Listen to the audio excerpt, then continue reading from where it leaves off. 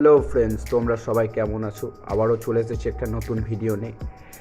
আজ থেকে দুদিন পরে আমার একটা ফ্রেন্ডের দাদার বিয়ে আছে, যার জন্য আমরা সবাই ফ্রেন্ড ইনভাইটেড। তাই আমরা সবাই সকল ফ্রেন্ড মিলে একসাথে চলে এসেছিলাম গিফট কিনতে গিফটের দোকানে।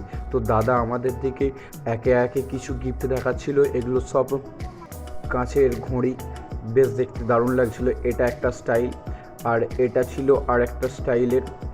এটাও বেশ দারুণ দেখতে লাগছিল, আগের তুলনায় এটা বেশ ভালো লাগছিল। আর এটাকেই আমরা কনফার্ম করেছিলাম, এটা আমাদের সকলের খুব ভালো লেগেছিল, বিশেষ করে আমার খুব ভালো লেগেছিল, তাই এটাকে আমরা ফাইনাল করেছিলাম। আর দাদা এখানে শুরু করে দিয়েছে এটা প্যাকেজ করতে। তোমরা যদি বলো এটার দাম কত, আমাকে কমেন্ট করবে, আমি অবশ্যই তোমাদের দিকে বলে দেবো এটার দাম কত। তারপর আমরা একটু সবাই মিলে খেয়ে নিয়েছিলাম পাপড়ি চাট। হ্যালো ফ্রেন্ডস, তোমরা সবাই কেমন আছো? আজকে বেরিয়ে পড়েছি, আমার একটা বন্ধুর দাদার বিয়ে আছে বলে আমরা সব বন্ধুরা মিলে একসাথে যাব বলে ঠিক করেছি, তাই বেরিয়ে পড়েছি। এখন বাজে ঠিক ঘড়িতে 8টা।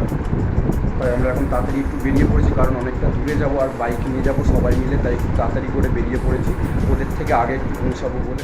আমরা চলে এসেছিলাম বিয়েবাড়ির স্পটের, মানে মেয়েদের বাড়ির কাছে। আমি গাড়িতে করে এসেছিলাম, আমি তোমাদের গাড়িটা দেখাতে পারিনি, সরি। কারণ গাড়ি আমি চালাচ্ছিলাম, যার কারণে আমি তোমাদের গাড়িটা দেখাতে পারিনি বা রাস্তারও ব্লগটা দিতে পারিনি।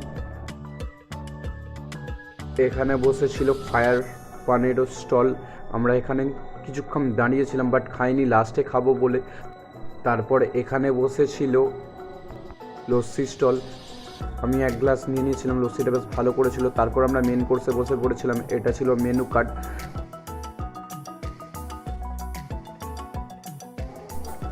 তারপর মেন কোর্স শেষ করে আবার চলে এসেছিলাম পানের স্টলে, কারণ তোমাদের বলেছিলাম পানটা আমরা মেন কোর্স শেষ করার পরে খাবো।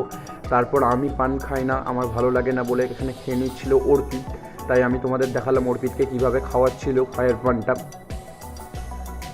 অর্পিতের কাছ থেকে ওর জাজমেন্ট নিয়েছিলাম, ও বলছিল মোটামুটি খেতে, তেমন খেতে নাই, মুখের মধ্যে কেমন কর্পূরের গন্ধ করছিল, কারণ আগুনটা ওরা কর্পূর দিয়ে জ্বালিয়ে দিচ্ছিল, যার কারণে। তারপর রনিতও খেয়ে নিয়েছিল, রনিতেরও জাজমেন্ট সেম ছিল। তারপর আমরা চলে গেছিলাম দাদার বউভাত, মানে নেক্সট দিনে আমরা সকল ফ্রেন্ডস মিলে, আমাদের ওই দিনও ইনভাইটেড ছিলাম। এদেরও বসেছিল কফি আর পকোড়া স্টল, আর বসেছিল এখানে কোল্ড ড্রিঙ্কসের, কোল্ড ড্রিঙ্কস বলতে অরেঞ্জ জুসের স্টল টাইপের। তারপর এখানেও বসে পড়েছিলাম মেন কোর্সে। আর মেন কোর্সটা তোমাদের দেখাতে পারিনি, কারণ তখন আমার ফোনের চার্জ একদম লো ছিল।